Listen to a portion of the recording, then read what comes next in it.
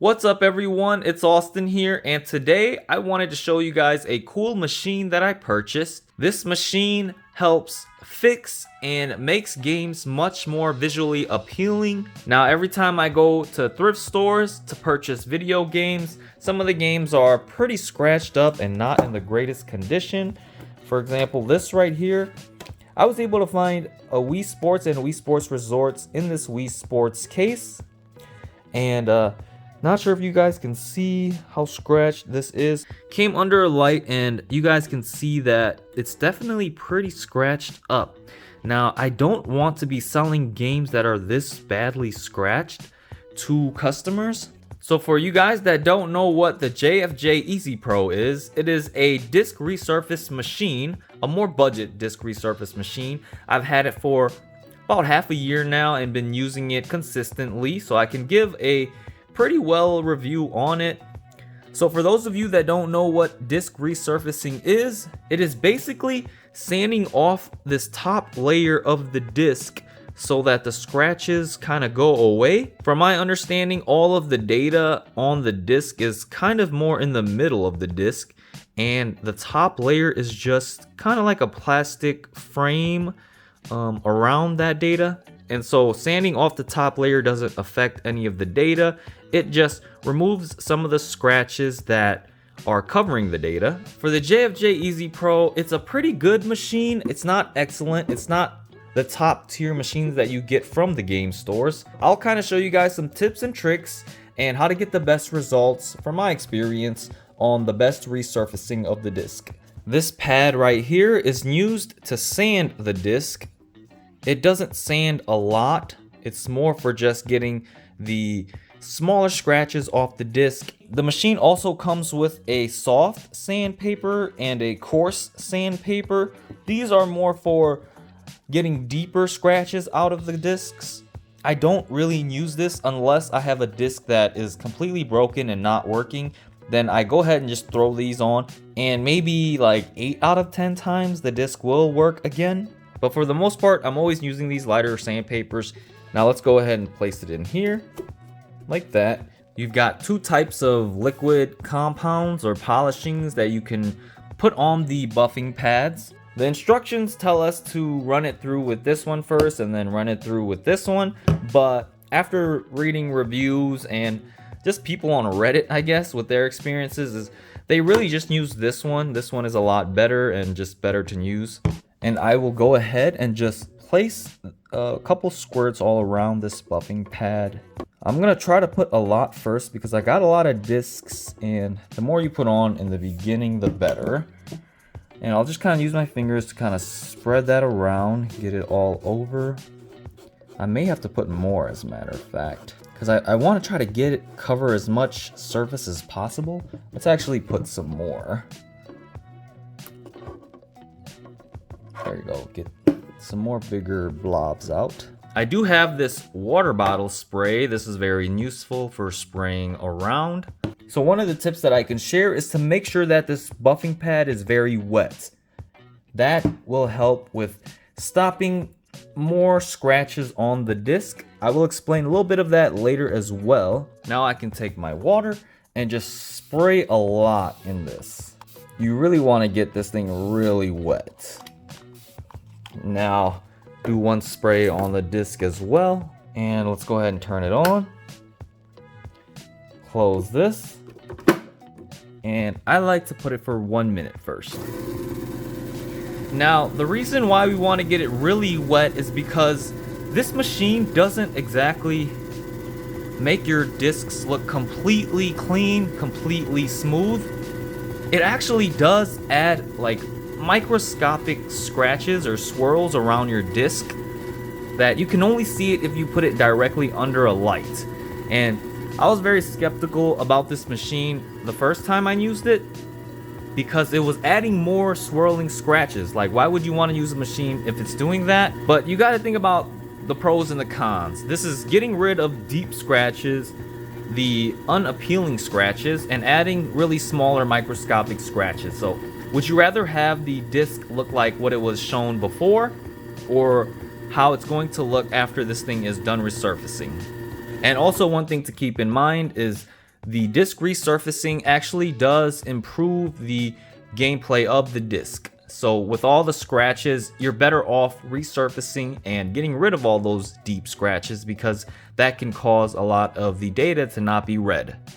Now I can take this microfiber cloth and wipe this thing down. Not sure how I'm going to do this with one hand, but I'll just kind of wipe it down like this. Okay, that probably isn't the best way to do it. I'll put my phone down and wipe it. And so here you have it. You can see a lot less scratches, if any.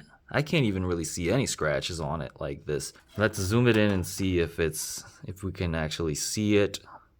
Yeah, like on the phone. Oh, there goes. Here goes some scratches. So it's a lot less scratches and just smaller ones. So you can see how much visually better it looks. I'll be much more comfortable selling a game like this. Now let's go ahead and throw it in the Wii just to make sure that this thing is still working. And we got it booted up right here. And there you have it. Boots up still. There it goes. Wii Sports Resort. I've never actually really played this game much, but you know, you got bowling, you got golf still, but I think they added table tennis. Basketball is cool to see. Frisbee. Not gonna play anything right now, but let's get back to the resurfacing. So that pretty much sums up the video. I mean, I've got a stack of games. Probably take me like 30 minutes to an hour to go through all of these games. But, you know, I picked a lot of this stuff up from Goodwill, Wii Sports, all of these Wii Sports. This Looney Tunes game. I picked up this Mafia game from a thrift store. Backbreaker is a good one to find. So to recap everything about this machine, some tips that I have for this is to make sure that the buffing pad is very wet so that it doesn't cause too many scratches on the disc, additional scratches on the disc. Another thing to keep in mind is that using this machine will get rid of some of the deeper scratches or the more noticeable scratches, but it will add very small microscopic scratches to your disc. Like I said, I was skeptical about that at first, but that's something you have to accept and realize that the games are looking a lot better than what they were originally. Let's actually go ahead and resurface another game. This will be just Wii Sports. And here you can see just how bad it looks. A lot of scratches. And I did check already, and this game does work still. So let's go ahead and place it on here. Make sure not to forget this knob. I think this machine is currently selling for around $200. Last time I checked, maybe you can get it for cheaper, around $150. It might have gone up in price too because of inflation. What I'll do now, since it's already pretty well coated with the compound polish, I'll just put another dab right here. You don't need to add too much. Okay, maybe that was a decent amount. You can spray it with your hand too, but I'll just let the disc kind of do it on its own. And be sure to always spray around here, making sure it's very wet. That gives the best results. And I'll spray a little up here as well, just like that. On tight. Let's close it and reopen it so it kind of, you can see it mushed it on there already. And let's go ahead and just do another minute.